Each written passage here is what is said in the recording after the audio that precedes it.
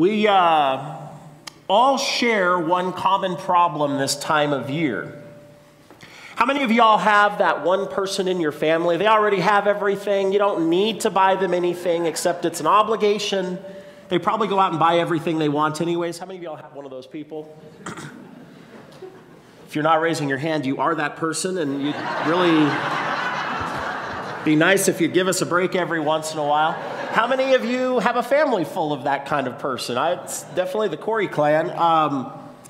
I'm here this week to help because I did something this week. I did a little bit of an experiment. I went out shopping, just looking at what's out there, and I went to several stores, Best Buy and Walmart and Target and through the mall, and it's all crowded right now, of course, but in search of that American tradition, the gift of the great American stupid consumer item. And you know those novelty items that seem to come out, especially come out of the woodwork at Christmas time. And so I went to a few of these different stores looking for them just to kind of help you out with some ideas.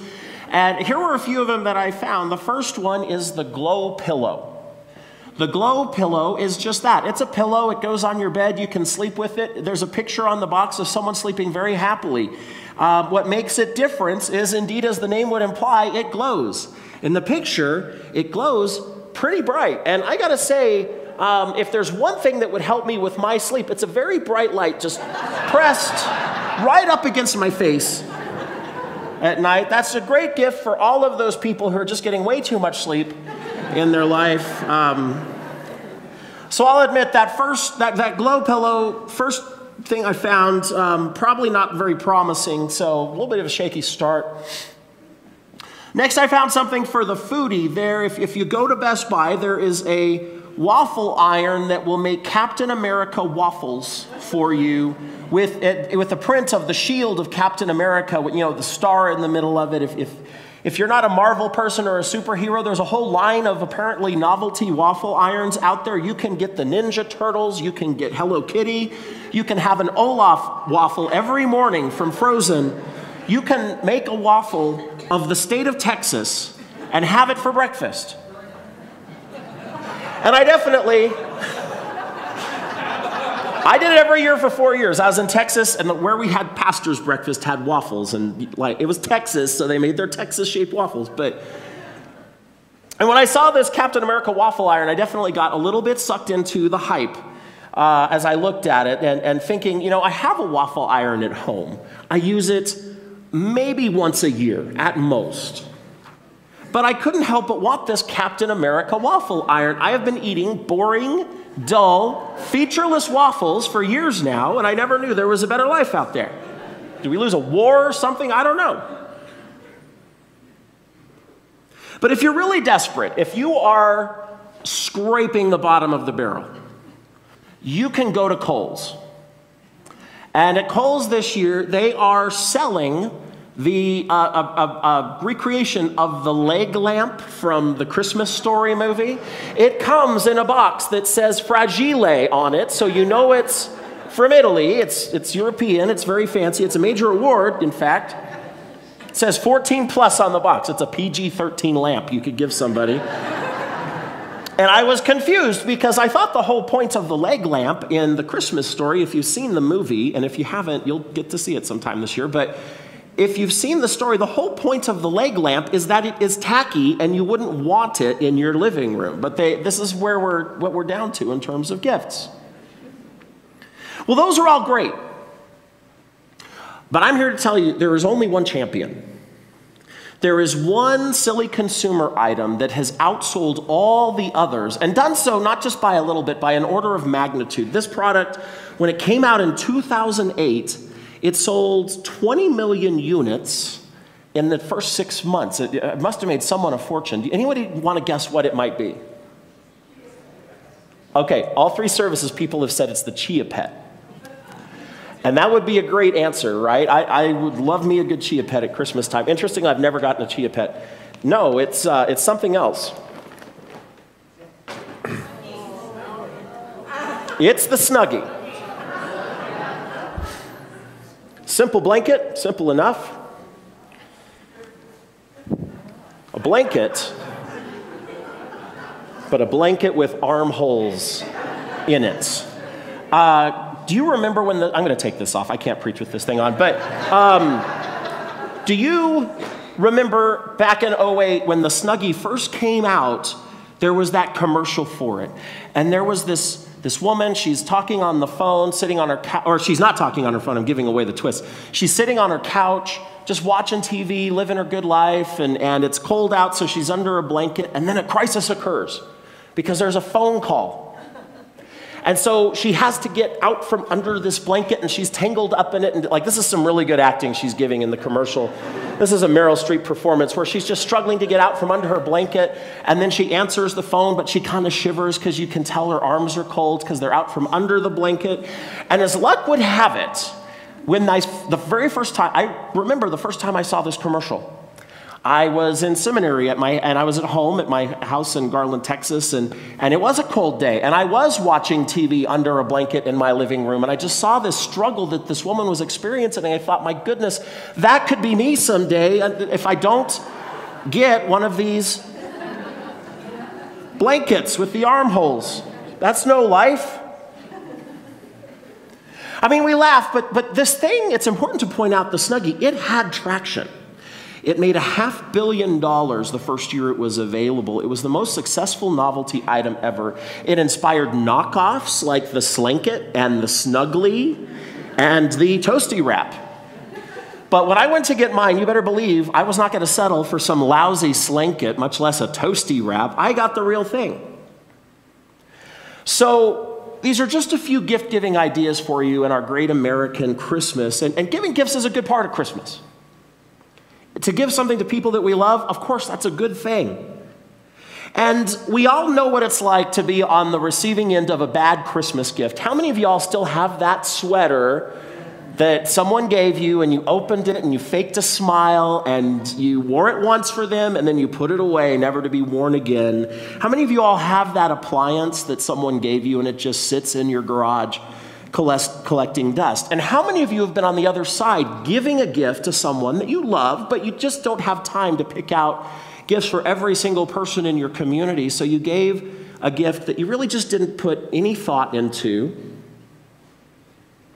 And so this year, I want to invite all of us to just examine some of the baggage that we bring into the Christmas season. Now, last week we talked about the nostalgia, this idea that we're always yearning for some sort of mythical past. And I have mixed feelings about that because I like nostalgia. There's a warmth to it that I can live with. You don't want to go overboard with it, but there's nothing wrong with nostalgia. But when it comes to the material excess of the holidays, don't you think it's a little strange that we celebrate this season by gorging on gifts and shopping and excessive food, you know, any kind of baked good you can think of that has peppermint in it or cinnamon, all of this excess to the nth degree. And what do we mark? What are we marking in this season? We are marking this season, and it apexes. We pack up the family, come down to church, and celebrate the birth of a child who was born into nothing, who was born into squalor, as a way of showing us what love is. And then we go home and we open presents, and the material excess hits its peak.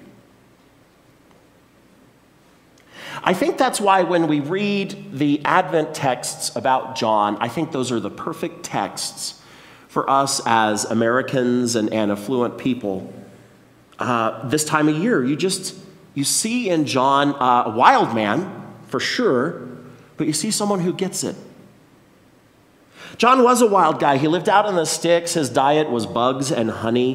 His clothing was outlandish. He could make the most shameless TV televangelist in the worst polyester suit look like a subtle person. And his preaching, what's more, what he preached, it was all fire and brimstone all the time, every day. He says, get ready. You better make a path in the wilderness. You better repent and turn from your ways and straighten up your lives. The elites in Jerusalem, it becomes very trendy for them to come out and listen to him preach out in the desert. And when they come, he just calls them out. He reads them the riot act, and they love him for it. I would love to know what John would say about our 21st century Christmas celebration, all the excess that we build into the holidays. And by the way, I'm not trying to make you feel guilty. In truth, I'm preaching to myself as much as any of you because I love the excess too.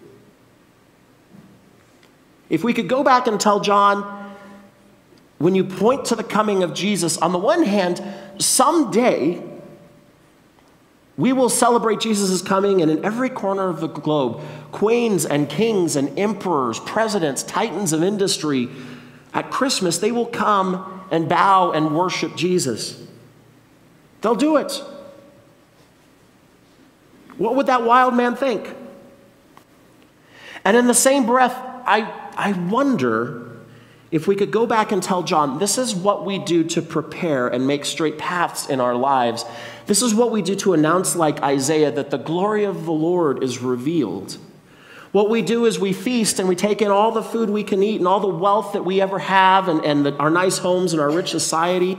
In this world where people go hungry every day, we celebrate Jesus' birth by buying novelty waffle makers so that we don't have to eat boring waffles. We run out and buy blankets with sleeves in this world where people sleep in the cold at night.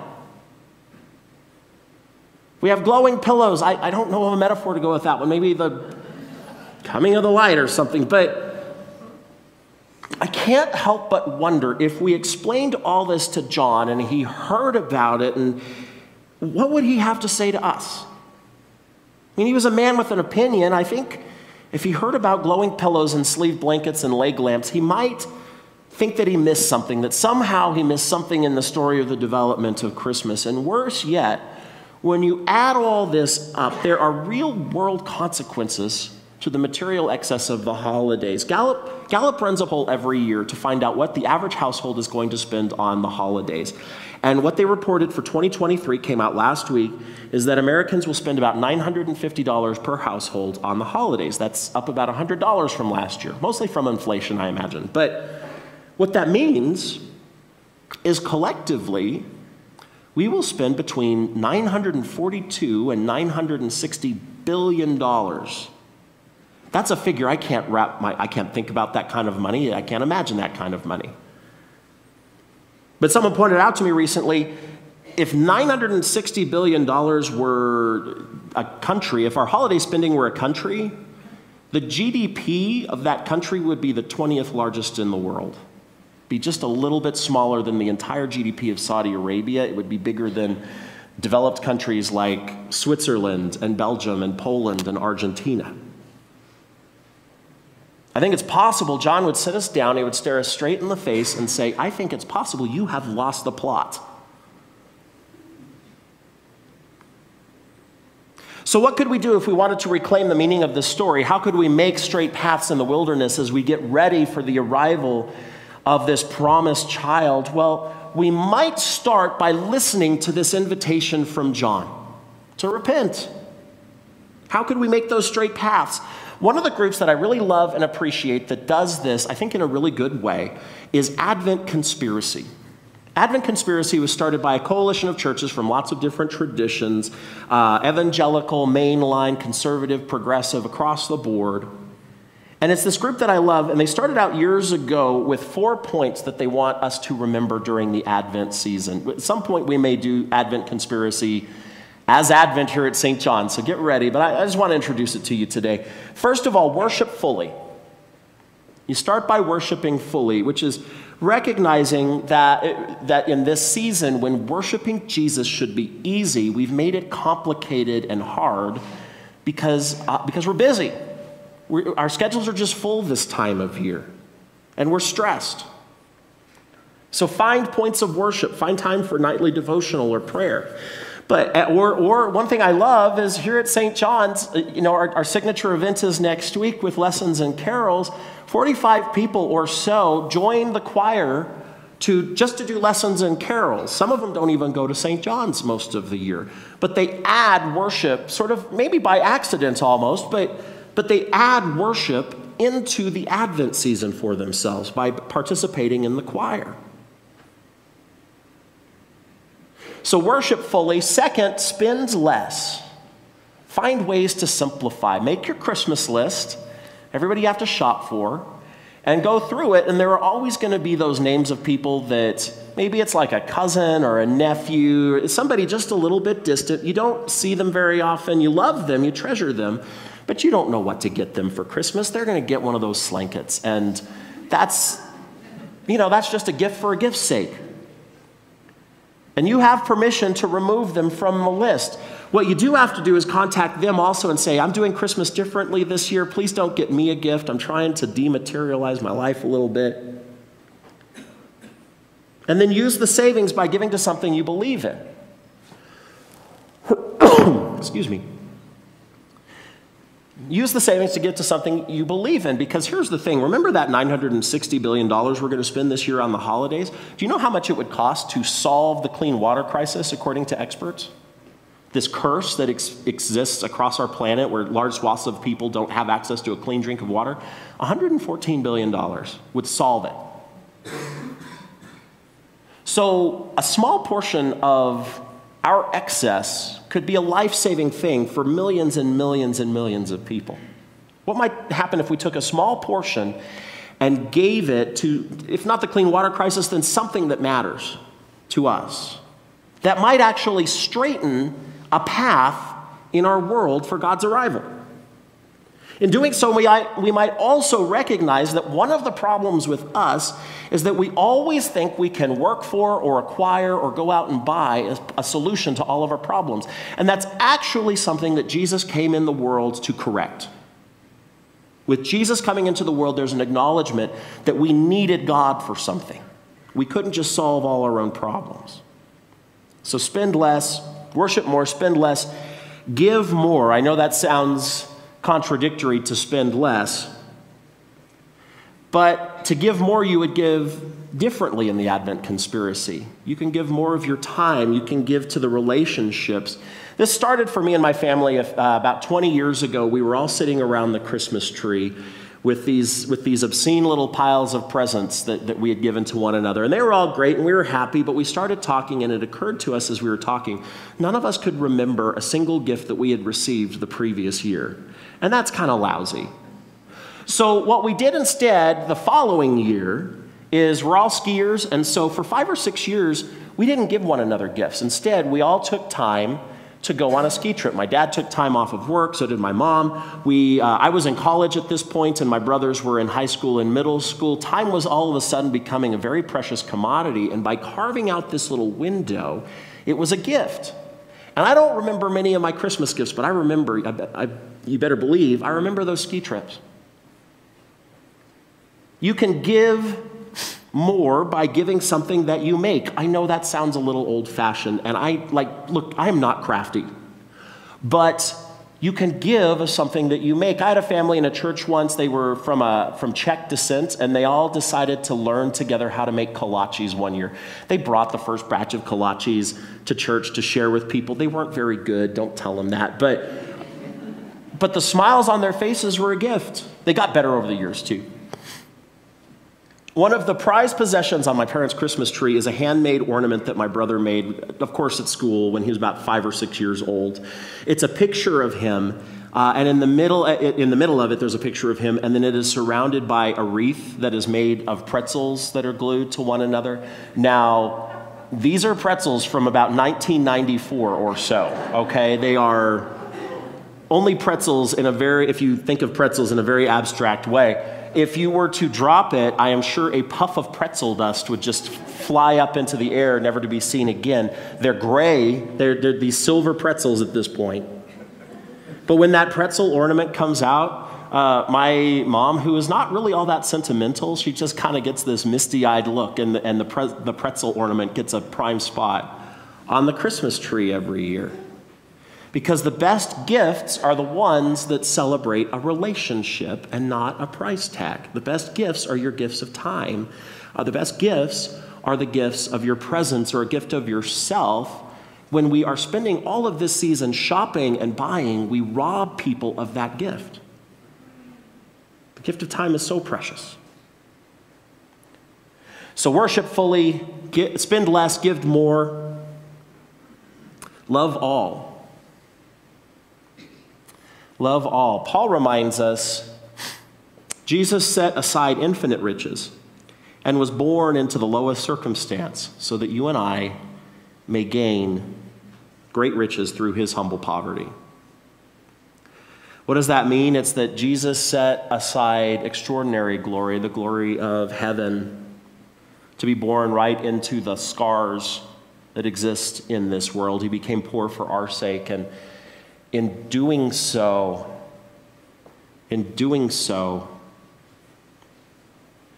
he restored the connection of love. He restored relationship between the world and God. The best gift is always relationship. So love all just as God loved all. We know that the gospel is the gospel when it frees us to love more. If it makes things more complicated, more burdensome, it's not the gospel, it's something else. What I love about the Advent conspiracy, it is this invitation to exchange consumption for compassion. If this was the mark of the holiday season, it might transform people, it might transform society. People could see, and I believe people would see and will see through God's people, that the promise is true. Christmas really can change the world when it's about relationship, when it's about presence.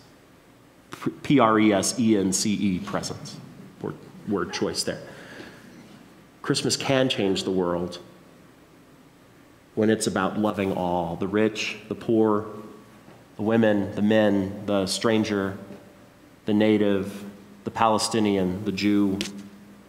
Christmas can change the world when it's about loving all. So let's pray. Gracious God, you gave us this gift that came into all the world. It came to wise men and shepherds. It came to Jews and Greeks. It came to men and women, and the story changed us. Now, we have made it very complicated with trees and gifts and ornaments, and a lot of that is joyful and fun. We're thankful for the niceties of this season. Help us to just not lose the plot, Lord. Help us to stay laser focused on that which we celebrate this time of year. Amen.